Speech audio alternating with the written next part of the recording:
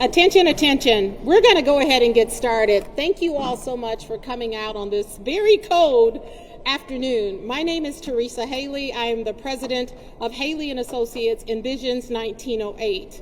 We are here today because of Sonya Massey. A young black woman was murdered, assassinated in her home by a deputy sheriff. If you don't know the story, it goes a little bit something like this. Sonya called for help. She said there was a prowler outside of her house. Someone was trying to break in. Deputy sheriff showed up, walked around Sonya's house, said that they didn't see anything, knocked on her door, had a conversation with her, asked her whose car was that parked in the driveway that had nothing to do with anything, went back to Sonya, confronted her, followed her in her house, uninvited, and said, basically, we need to talk. Sonya called 911 and had them on the telephone. The deputy sheriff told 911, it's okay, we're here, you can go ahead and hang up. Sonya told them, no, stay on the call. I need you on this call. She turns around, she looks at the deputy and says, can you hand me my Bible? And you can see he got very, very irritated when she says, can you hand me my Bible? The next thing he says to her, hey, don't you have something on the pot? You need to go over there and turn it off. And she was like, okay.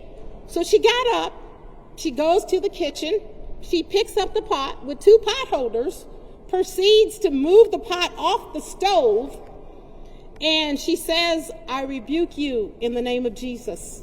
I rebuke you in the name of Jesus. This demon devil got so upset and said, what did you say? I'll shoot you in the effing face. But before you can count to 3, he shot her in the face.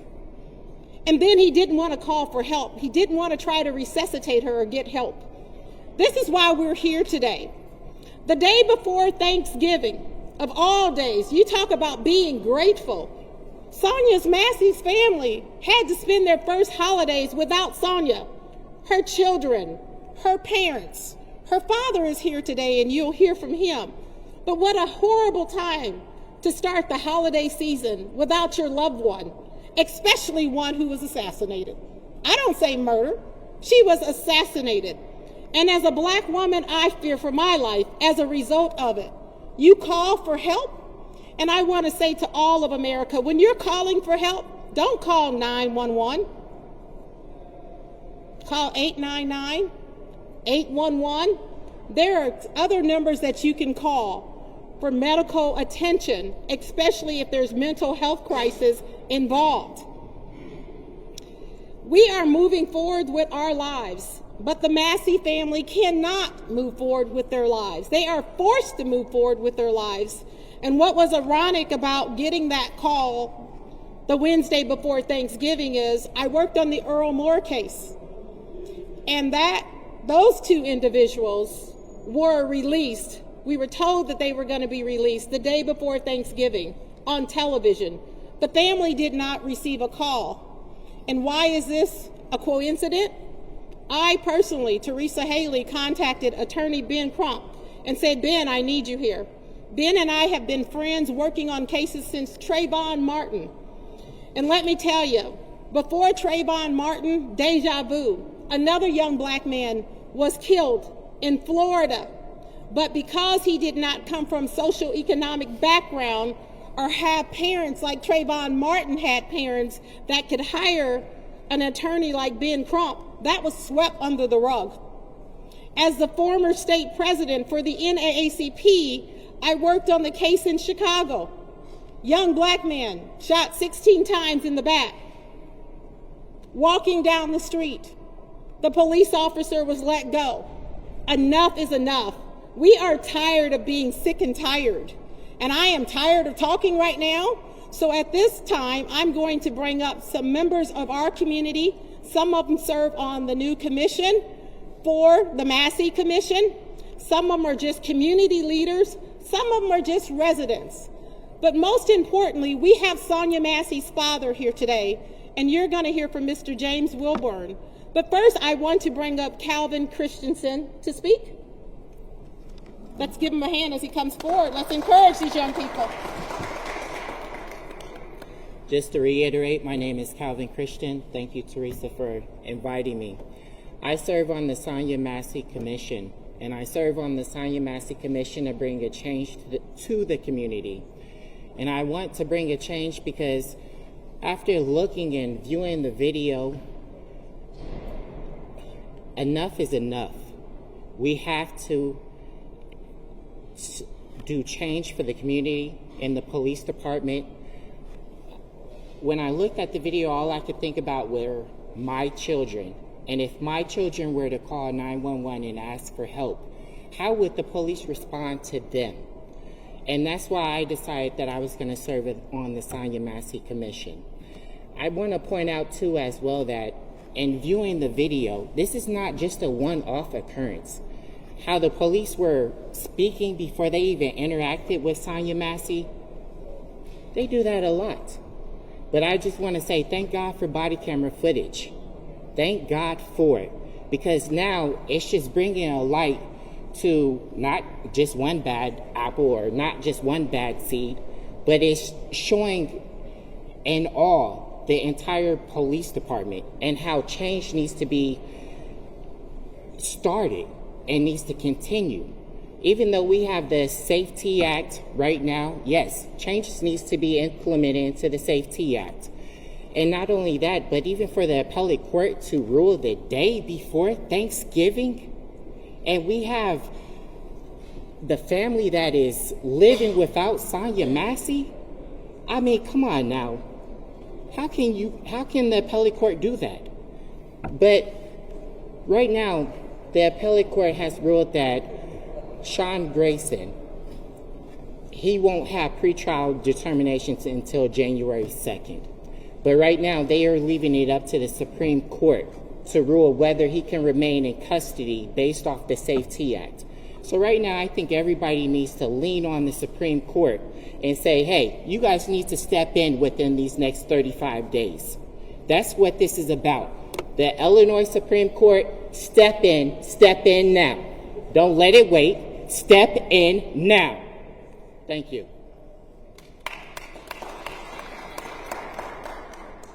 So I did a speech a couple years ago that said the time is now to stand up and fight. The time is now to do what's right. The time is now to take a stand. The time is now for our Supreme Court justice to do what you can and do the right thing. Let's keep this creep in jail. She was somebody's mother. She was somebody's daughter, somebody's granddaughter. And that family doesn't have her anymore. How can you say that we didn't have enough evidence? Everybody watched it on national TV. I have friends in other countries who watched this and said, oh my God, is that what happens in America? Yeah, I'm ashamed. It's truly unfortunate that in 2024, we are still dealing with this and keep knocking at the door. Well, we need to knock the door down and knock those doors open.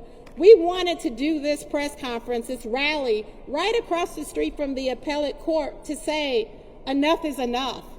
And are you blind? Did you not see or hear what the rest of us saw or heard? This is not about politics. This is about people. This is about a young woman losing her life.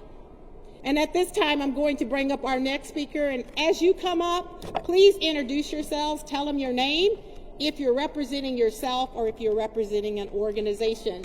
Yes, sir. Come on up. Let's give him a hand. Hello, everyone. My name is Evan Brown. I wasn't prepared to speak. I do, have a strong conviction for justice and the truth. And obviously, what happened with Sonya and her family is unforgivable. To focus on the current issue of Sean Grayson being released, this does seem like these appellate court judges are kind of politicizing their own agenda and putting that upon the process here. We have faith that the Supreme Court will do the right thing. And this time, me personally, I'm not speaking for anyone but myself. I do want to call for our local elected officials to make strong statements condoning these actions of these appellate judges and also, calling for the Supreme Court and also our state senators, state representatives, the governor, and even our federal representatives to make strong statements and put the pressure on the Supreme Court to do what's right. We've rehashed what took place at Sonya's home, and under no circumstances someone like Sean Grayson should ever be out again. And I also want to add, I'm currently serving on the Massey Commission in the work group focus on law enforcement wellness, training, and cultural competency. And the group is made up of primarily current and former law enforcement officials and apparatus. And they are pretty resistant to any measured reforms, any real bold changes that I've pushed forth in the group. And I encourage some of the media to come attend some of these meetings. They're public. The Massey Commission, it's all public. We need a little more scrutiny on the process here. We don't want Sonya's death to be politicized. It's really a tragedy that these judges have done that. And we want to make sure that justice is served and Sean Grayson never sees the public again. Thank you. Speaking of the Safety Act, you all know that a couple of years ago when we were pushing the Safety Act, I supported it, my organization supported it. We thought it was really a good thing, especially the no cash bail. So many black and brown people are in jail. They lose their families, they lose their homes, they lose their jobs just because they can't afford bail.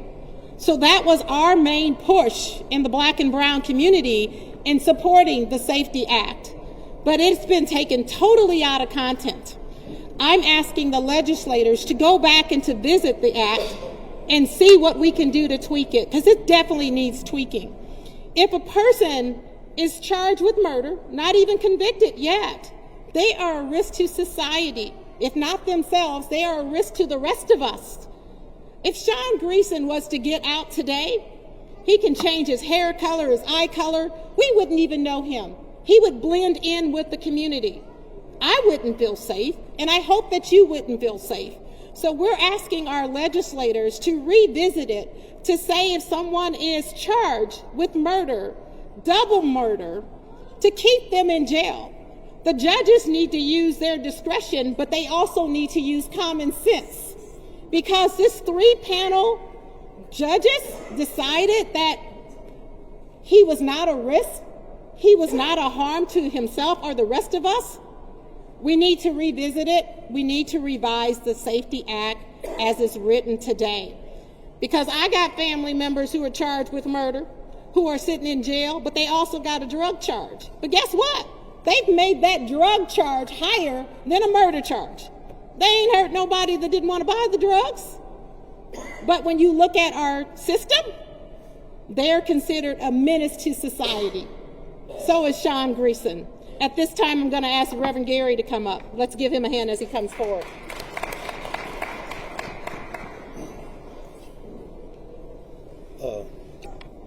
My name is Minister Gary T. Pierce, Kia David Ministries.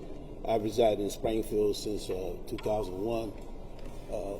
I've been through some things myself as far as when it comes to racial discrimination. I lived like 2 or 3 blocks from this young lady that got killed by the police. I had encounters with them myself, and some of them were good, some of them were bad. You know, I've had a friendship with some of them, and then some of them, you know, I just don't trust. It's just like somebody said, when you call 911, you want to be able to trust them to come and take care of business. I called them about a neighbor of mine that wanted to cut down my trees without my permission. I called them. He called them and told them I had a gun, and you could hear the sirens before I even got there. You know, so I mean, we in this community. I'm from Northern Illinois. I grew up in Northern Illinois. I live in Springfield now, like I said, since 2001. I've suffered more discrimination in Central Illinois than I have anywhere else I've lived. I lived in Louisiana, and I didn't have no problems. My wife is from Louisiana. I never had the problems that I had around here. And I'm not trying to say that everybody in Central Illinois is racist, but it's a lot of racism. And if you experience it firsthand, then it's something that you want to get taken care of. I've called upon the community many, many times to have conversations, serious conversations. I belong to groups that had serious conversations. I've called on the Ministerial Alliance, of which I'm a member, and I'm the political chairman, to do something and say something. You know, this is ridiculous. I mean, we're all human. We need to sit down and talk about these things. We don't need to keep on hating on each other. You know, it's enough for everybody. And we need to focus, and I'm going to say this, that may not go along with my sister here, but we need to focus on us. It's time for the United States of America to focus on us and our citizens, and we need to close our borders for a minute to do that. I'm being honest with you. We need to start focusing on us. We got some serious conversations that we need to have, and some of these things come from the fact that we have a lot of unemployment. We got our African-American males being incarcerated unfairly, and now we got our African-American females being incarcerated unfairly. And then we have a lot of single-parent homes. And that leaves our African-American women unprotected. Some of them are unprotected because there's no males in the home. Some kind of thing going on here. There's something going on here it's deeper than what some of us can even understand. But being a man of God, I know it's a spiritual thing. And so we got to call upon the mighty God to help us and fill us with the Holy Spirit power to be ready to do these things that we need to do as people. As people, we need to sit down and have some serious conversation, not this fake and shaking stuff, hand-picked committee members and all that kind of stuff, some serious members in the community. I even volunteered my name. Guess what? I'm not on the commission. I'm not offended because I'm going to still step up. I'm going to still talk about the injustices because that's what God placed me on this earth to do. I can't stand it. And I'm going to fight against it as long as I can live, as long as I'm alive. I'm going to continue to fight against injustice. And thank you, Teresa, Sister Haley, for giving me the opportunity to talk and say what I need to say. Thank you. Thank you, brother. Next, we're going to bring up Attorney Sam Cameron, who also serves as a county board member. Let's give him a hand as he comes forward. Justice.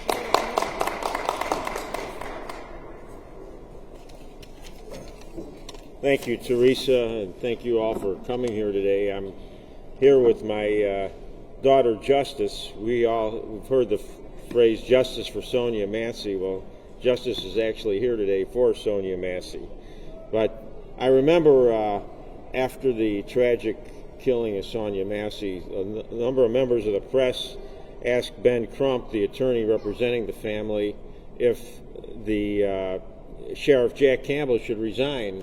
And I thought his answer was very appropriate. He said, well, that should be up to the voters of Sangamon County.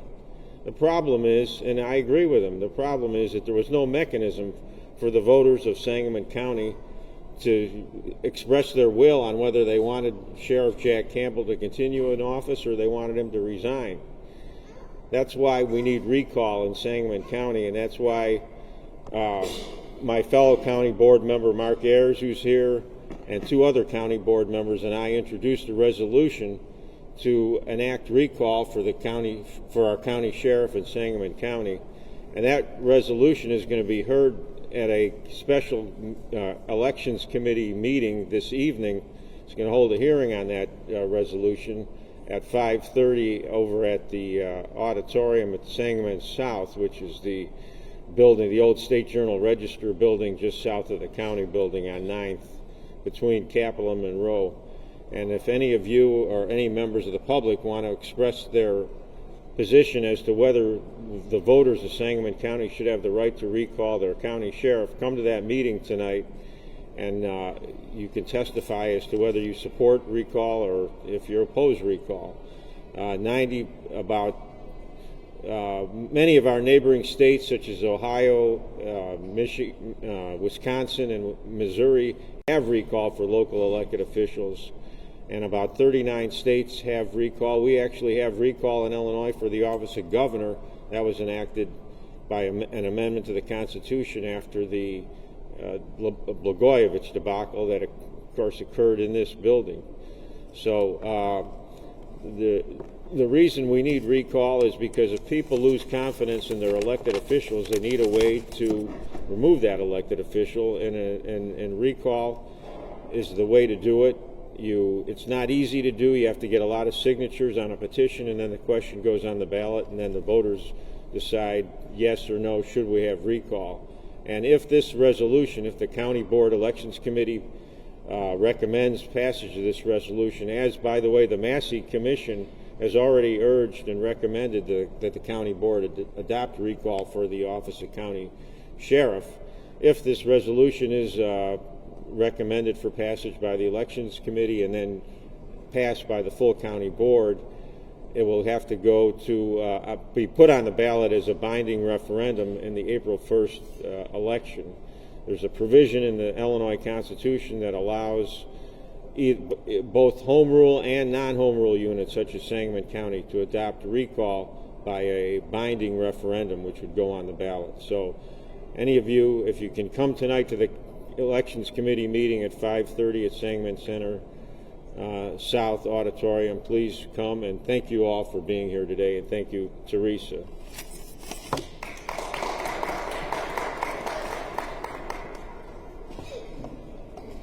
Thank you, Sam. Next, we have some family and friends that we're going to bring up. So Asante couldn't be here. He's at work, but he has a very special person to come and talk. So you want to come on up and introduce yourself, please. Let's give her a hand as she comes forward.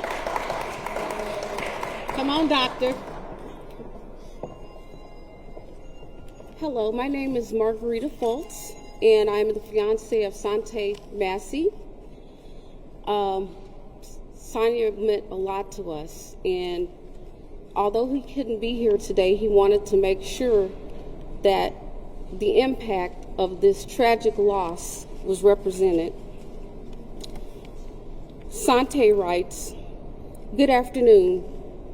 Friday, December 6th will mark the 5th month that my cousin Sonya Lene Massey was tragically executed in her kitchen. And while most are enjoying their holiday season, my family are struggling to cope with the devastating loss. In a surprising twist that quite frankly is extremely poor taste and an egregious lack of sensibility, Sean Grayson is set to have a hearing on discussing the terms of his pretrial release on this terrible anniversary. Approximately 5 months after an unspeakable crime was perpetuated on Springfield's mother, daughter, sister, aunt, friend, confidant, the list goes on.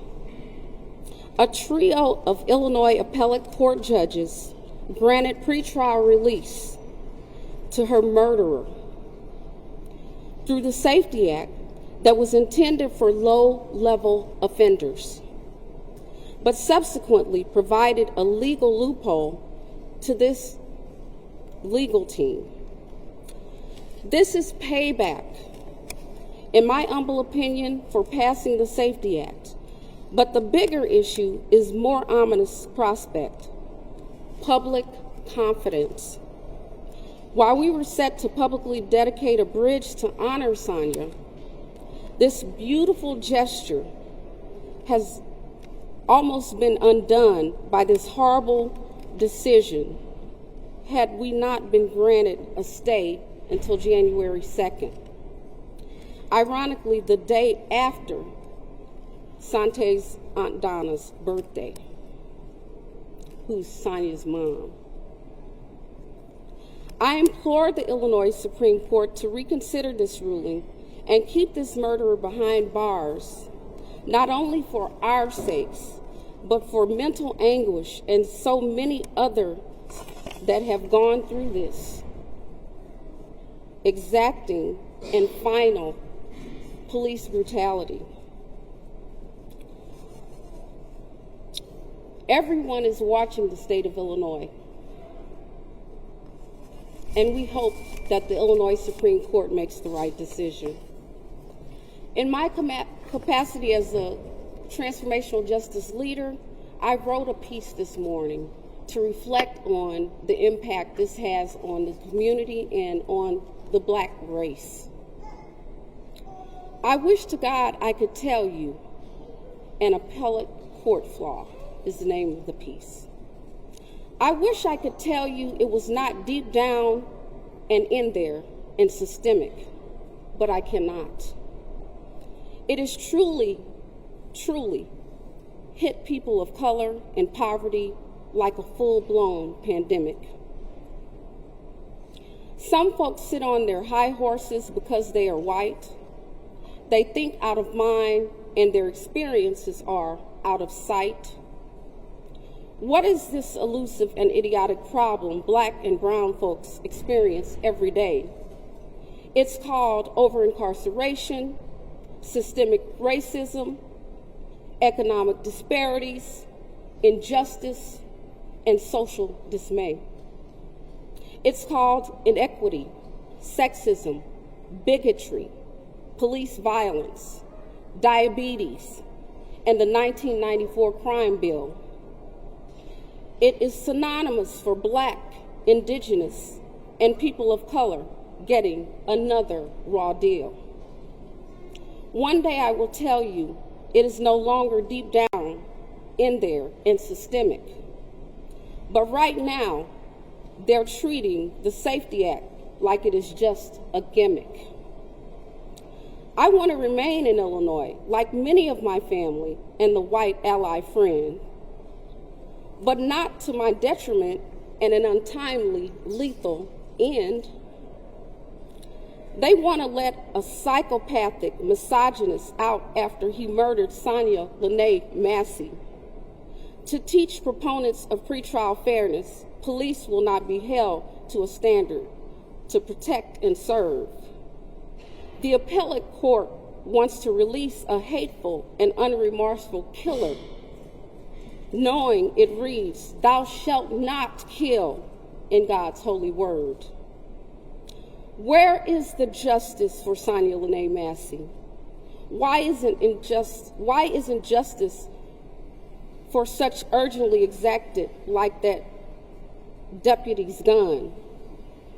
We are tired of hearing Black folks just waiting for our turn, while you prioritize justice for a white daughter or white son. Our feelings are raw. Our patience has worn thin. What kind of fair battle do you think you're in?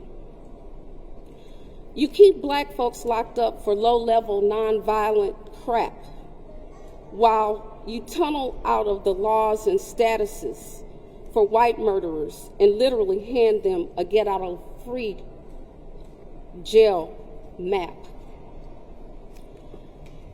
He did not comply with authority then, and he won't abide by any conditions now. The thought of house arrest won't even bring one bead of sweat to his unhuman and inhuman brow. I wish I could tell you racism wasn't deep down and in there and effing systemic, while some folks of color are being murdered after surviving a worldwide pandemic.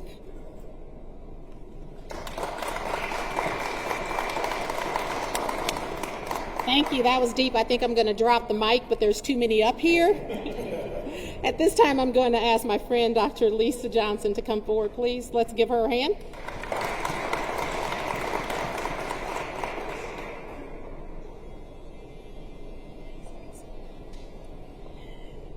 Good afternoon. I was asked to speak to you by Teresa Haley because this is an extremely serious issue that reaches not only the city of Springfield, which is the capital of Illinois, but it reaches across Illinois and across the United States of America.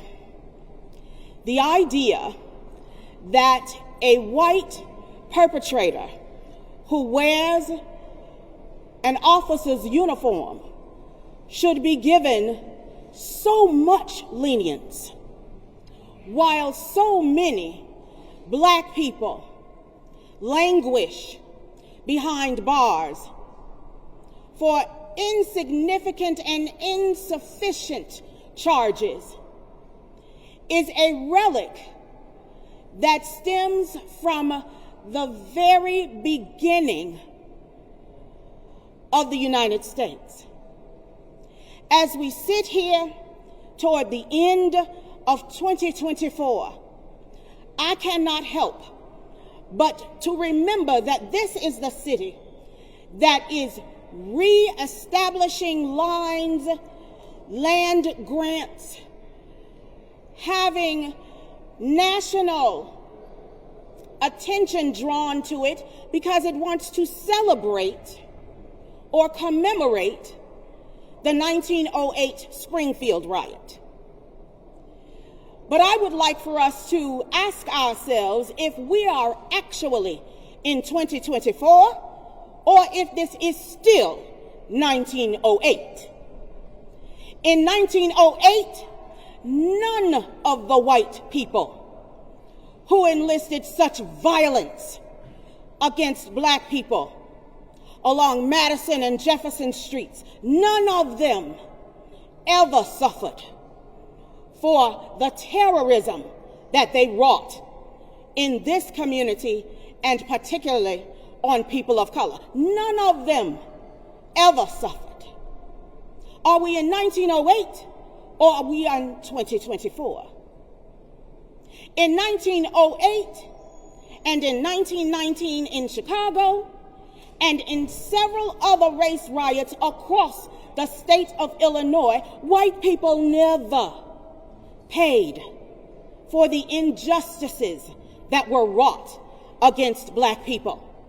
And in 2024, we understand that there are whole families that are still suffering the intergenerational traumas that were inflicted on people like William Donnellan in 1908. As a matter of fact, as I am given to understand, the Massey family is connected to William Donnellan of 1908. So are we in 2024 or are we still in 1908?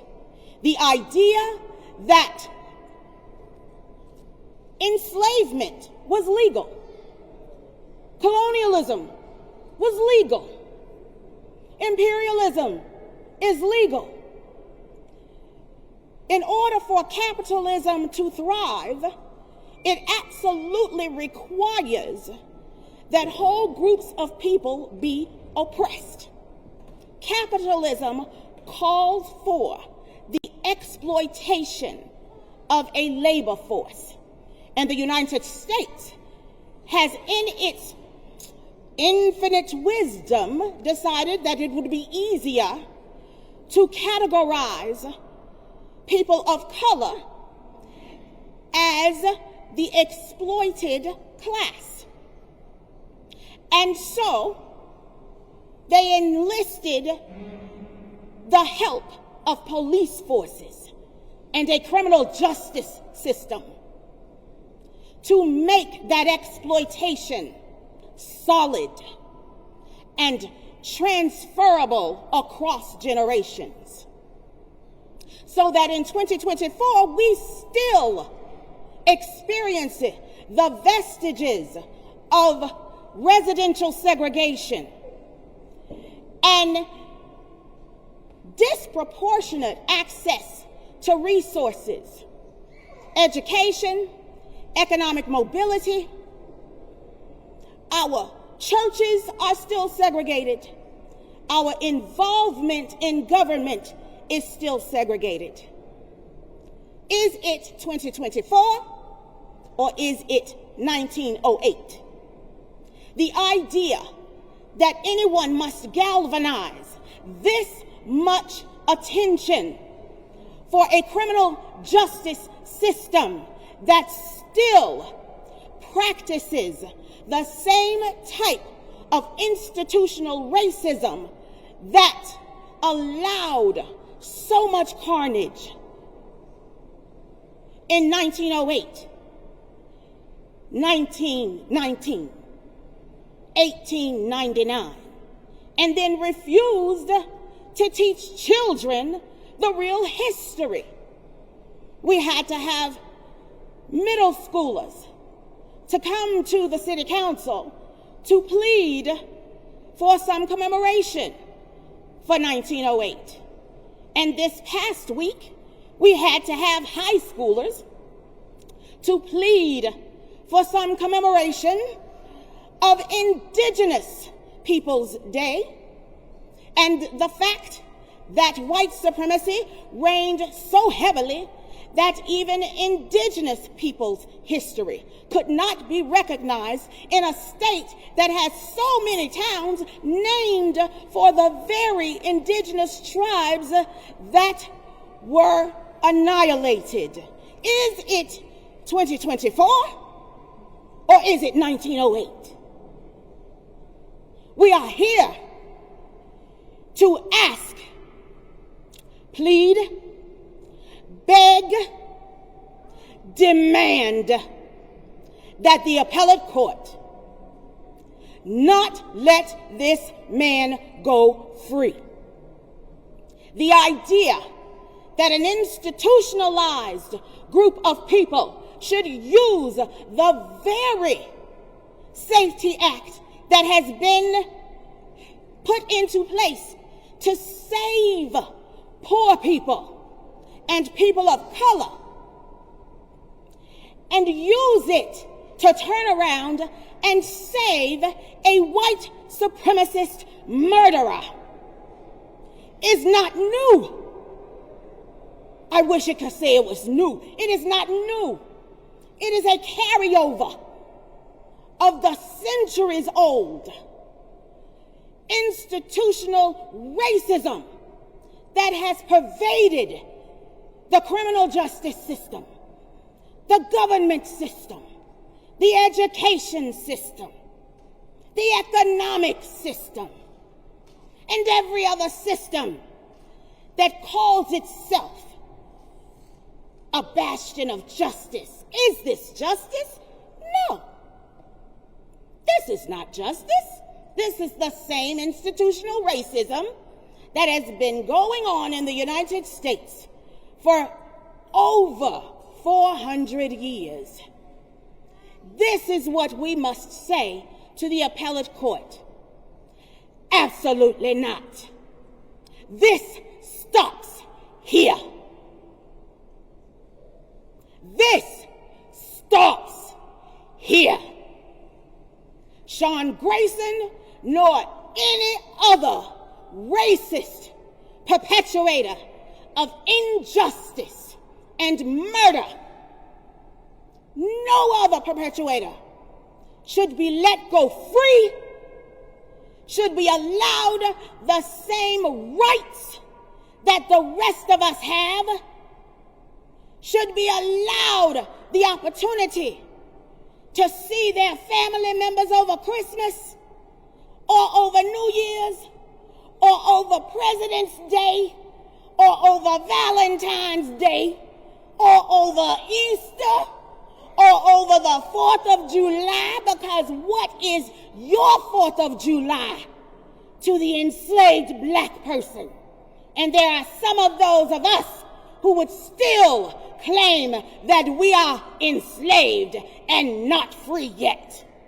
So at the very least, the appellate court must keep this man and all others like him behind bars, because as James Baldwin would say, I hear what you say, but I see what you do.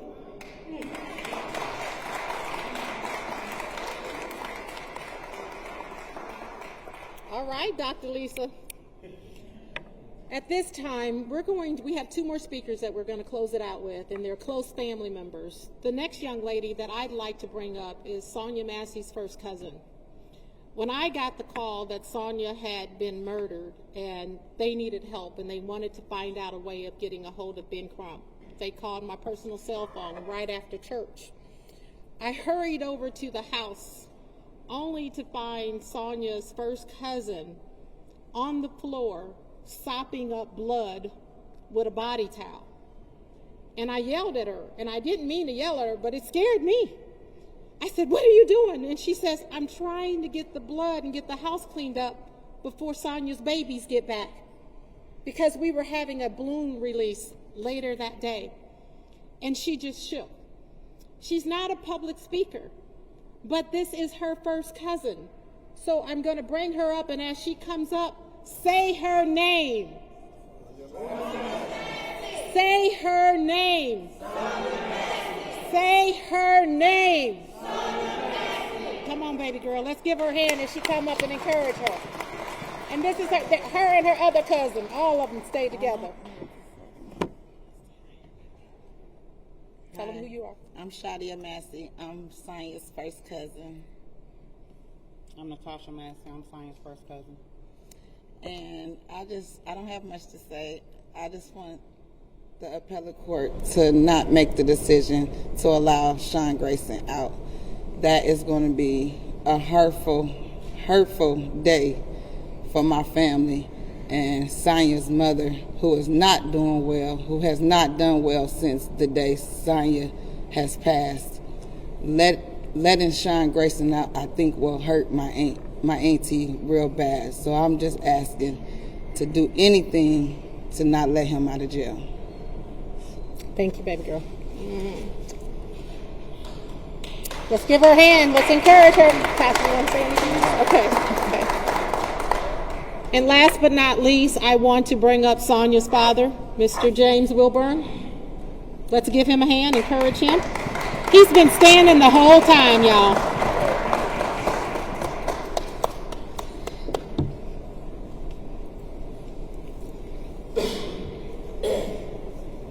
My message to those three judges who ruled unanimously that Sean Grayson is not a danger to the people of Springfield.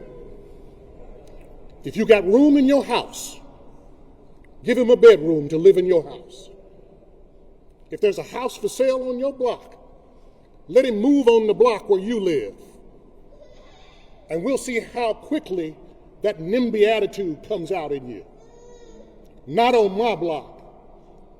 But you say he's no longer a threat to civilized people here in Springfield. I live in Pine Bluff, Arkansas. I feel safe where I live because we have a black county chief executive. We have black sheriffs, black mayors, black city council people. So the same kind of systemic racism that occurs here in Illinois' capital doesn't occur where I live. But I want to tell you that my people, they built rotundas like this. They built the one in Washington, D.C. See, my people, they worked for 400 years to build this country and never got a dime, never got one red penny. I see you, my brother, back there. I was eating in a restaurant here, and this young man came up and he said, I'm going to be here at this rally. I see you back there, my brother. I thank you all for being here. The last thing that my baby said to me was, Daddy, I love you. And we never, whether it was in person or on the telephone, did not end the conversation with her telling me that I love you.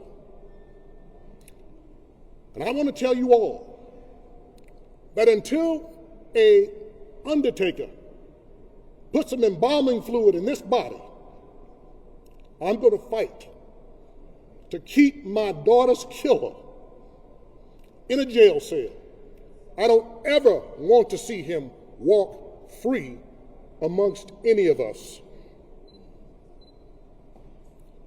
If there is any debate, I'll take Greg Harris, Kwame Raoul, John Milhiser.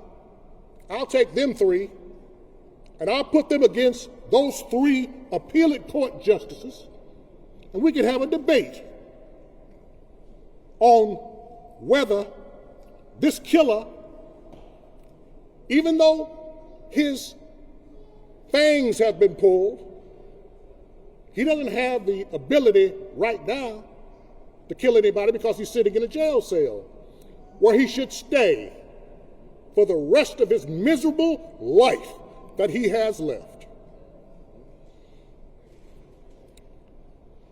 I didn't prepare any remarks today, but I want to speak on behalf of my child that I don't have here anymore. I can't talk to her anymore. But as long as I have breath in my body, I would encourage the Illinois Supreme Court to keep that killer locked up. That's the best place for him, because it might be a problem if he gets out on these streets. I'm looking at some of my white brothers, brown brothers, black brothers. They've got a message for you, Sean Grayson. Come on out. Come on out.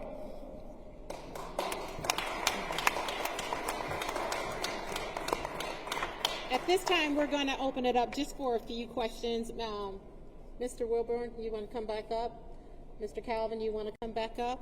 Come back up. Anybody else who spoke want to come back up? If you all Sam, have come any on questions. up. Bring Justice with you. Justice. I always tell Sam, Justice is usually just us. And then he turned around and named his baby Justice. She's beautiful. I've been holding on to her ever since she got here. But if the media has any questions that they want to ask, we're here. You mentioned changes to the Safety Act that are needed, and obviously the appellate court utilized their interpretation of the Safety Act, saying that the prosecutors didn't make their case correctly. Do you think that that's enough? I mean, for the prosecutors to make a stronger case, or is there going to need to be some clarity in the law, some specific language about PD murder, alleged murderers behind bars? What specifically are you looking for? We're looking for Millhiser and his team to represent the family and the community, communicate to the Supreme Court whatever it is that they're saying we're missing that allows this jerk to be able to get out of jail. We're asking the legislators to sit down with community members, community leaders, those who are boots on the ground, those who have to live and walk every day and fear for their lives, to listen to us, to share with us what their main intent was, to work through whatever loopholes they have. Because as I stated earlier, this is not what the Safety Act was designed to do. Some people say it's doing exactly what it's designed to do because it's letting white people out of jail, murderers out of jail. Like I stated before, I got family members who are in jail for murder, for drug use. They're not letting them out of jail because these same judges are saying they have this additional charge. I'd rather you sell me a little weed than to shoot me. But that's not justification to keep us in jail. Yes. I'd like to add something to that microphone. Yes, sir. I'd like to add that a lot of our justice system is discretionary, of course, almost the whole thing. So, we really need to focus on the discretion misjudgments by these judges. And if the Supreme Court would do the right thing and use their discretion, of course there's going to be discretionary parts of the bill, and none of us are legislators. So I think, let's focus on the actions of the appellate court judges that have abused their power. I want to add one thing too as well. In the appellate ruling, the appellate judges basically stated in the ruling that he was acting in the capacity as a sheriff deputy instead of as an individual person. That's something also too that should probably be changed as well in the Safety Act as well, because regardless, he was acting as himself and on behalf of the sheriff's deputy. He is a danger. That was him doing that, regardless if he's a sheriff's deputy or not. So just because you're a sheriff's deputy, you think that allows you to get out of jail for murder because you were acting in capacity as a sheriff's deputy? No, it doesn't. He was acting as an individual as well. So that's something that also needs to be modified in the Safety Act as well, regardless if you're an individual or you're a sheriff's deputy or a Springfield police officer or any type of other officer. Thank you. Dan, you got anything more? Any other questions? Is the family confident in the county's handling of this so far? And given that the appeals court says the county didn't do enough to this alleged murder. I think this is a bastardization of the Safety Act. I think the Safety Act was enacted to keep low-level criminals who could not afford a bond that was set to allow them to get out on bond. That wasn't for this guy has been charged with 3 counts of first-degree murder and 2 more felonies. This is a complete bastardization of it, and that's why I tell those 3 appeals courts judges to, if you think you can defend your position, go up against Kwame Raoul, go up against Greg Harris, go up against John Milheiser. Do it now. I'd like to see that debate occur. Yes, Monica. You spoke earlier about the need to lead on the Supreme Court. What's the best way to do that? To write them. And what we have to do, we just had a major election. As we vote them in, we need to vote people out if they're not meeting the needs of the community. I care about people, not politics, but politics is a necessary evil. So pay attention to what's happening with our judges, and if they're not meeting the needs of you, your family, and your community, we need to vote them out, revisit it. Any other questions? And that's also why we need recall, by the way. Thank you. And recall is something that Sam Cammon introduced with the county board, and I supported it 100%. After Jack Campbell resigned, there's no way that another sheriff should have been appointed within days. There were no community forums. Let's introduce you to possible candidates and let you all weigh in on it. The decision was made behind closed doors. It was political. So as soon as we vote them in or put them in, we should be able to have recall to vote them out if they're not doing what they need to do. Yes, sir. Just to dovetail on Mr. Bishop's question, does the family also have confidence in some other mechanisms like the Massey Commission, like the Department of Justice investigation? Do you have confidence in those? Well, the Department of Justice, I don't have a lot of confidence in them because I haven't seen a lot of confidence in them. As you all know, I'm the past state president of the NAACP and the local branch president. I've dealt with them for over 25 years. No justice, no peace, and a lot of times it's just us. So I'm hoping that the Department of Justice will step up and do the right thing. When they came to Springfield and had a town hall meeting, they cherry-picked who they wanted to hear from. They didn't hear from people who were boots on the ground. They didn't hear from people who were being directly impacted. They decided who was articulate enough to speak on their behalf. But of course they didn't choose me because they didn't want the truth. But these young men and women, they serve on the Massey Commission. And I'm going to ask Shadea to say something because she's one of the co-chairs. How's that working for you? You want to be in the mic? Okay, you want to? Okay. I mentioned earlier some of the resistance I'm facing from law enforcement officials in my group over common sense, logical reform measures. So I think, the time will tell on that, and time will tell on the DOJ. I'm not speaking for the family, but for the community, I will say, time will tell. And I myself was very disappointed in the timeliness of the DOJ investigation. I was calling Dick Durbin's office, Pritzker's office, Duckworth's office, the 2 days after Sonya got murdered, calling for a DOJ investigation. And until, 4 months down the road, for this to happen now, it does diminish my personal hopes of effectiveness. And we know with the new regime coming in and how they seem determined to tear down some of the federal power structures, I would say I'm skeptical at best. Yeah. Thank you. Another commissioner? I am optimistic in regards to the Sonya Massey Commission, but I am also cautious about it as well. And the reason why I say I'm cautious about it is because I want to make sure that the recommendations that we make is approved by the Sangamon County Board. And that's how we will know how effective the Sonya Massey Commission is. I do also want to address as well as the DOJ investigation and my feeling in regards to that. My feeling in regards to that is that I don't have any hope for a DOJ investigation, especially with the new administration that is coming in, especially with a new president that's coming in where he is stating that he would like to have federal immunity for police officers. So my hope for the DOJ investigation, I have none in that. So thank you. Thank you. Dr. Lisa, Dr. Faltz, anybody else? Any comments? Any other questions? Yes, ma'am.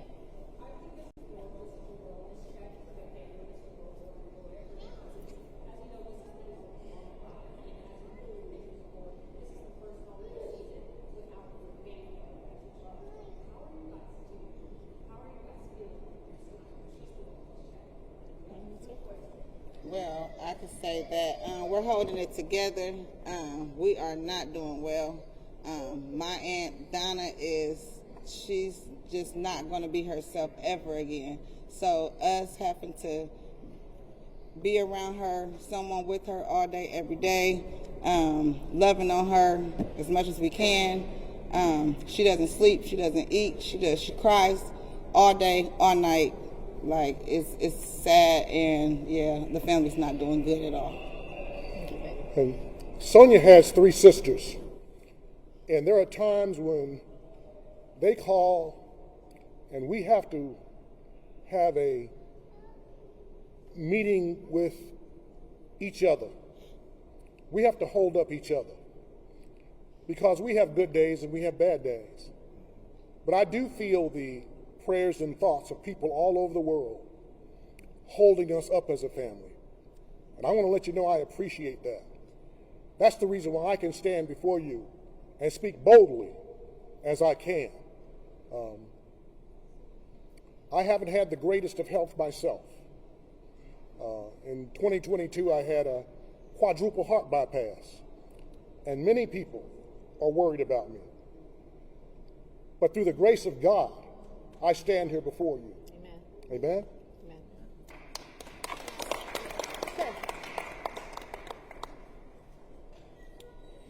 So just to put a point on this, one of the courses that I teach is the sociology of mental health. And I also teach about the social psychology of social inequality. I just moved here from Chico, California, where Desmond Phillips was killed by police, and I just got a message yesterday from Desmond Phillips' father. Desmond Phillips was killed in 2017. David Phillips is still not well. His life will be changed forever. The course of his life has been changed. And when we speak of this in our courses, we understand how a tragedy like this calls a family to look at everything else in the world and look at just what we're looking at now, how the system has continued, right, to deplete us of our health, right? When we're talking about social determinants of health, this is a health issue, okay? So the fact that Donna Massey is not doing well should be no surprise to anyone, okay? No one should expect anybody here to be doing well. It should not ever be expected. They will need so much support from now until their children are born, okay? Natasha will have children, and her children will suffer for this. And so when you're asking how a family is, none of us is well. Intergenerational trauma, vicarious trauma, understand that this has been going on all over the United States. None of us is well. None of us is well. And in closing, I'm just going to ask each and every one of you to do self-care.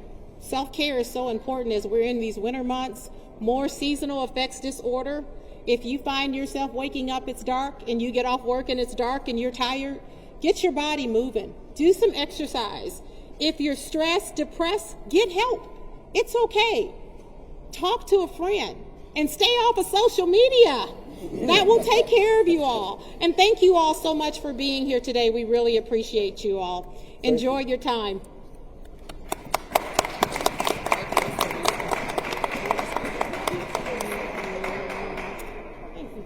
Don't miss a video. Subscribe to our YouTube channel today for more Central Illinois news.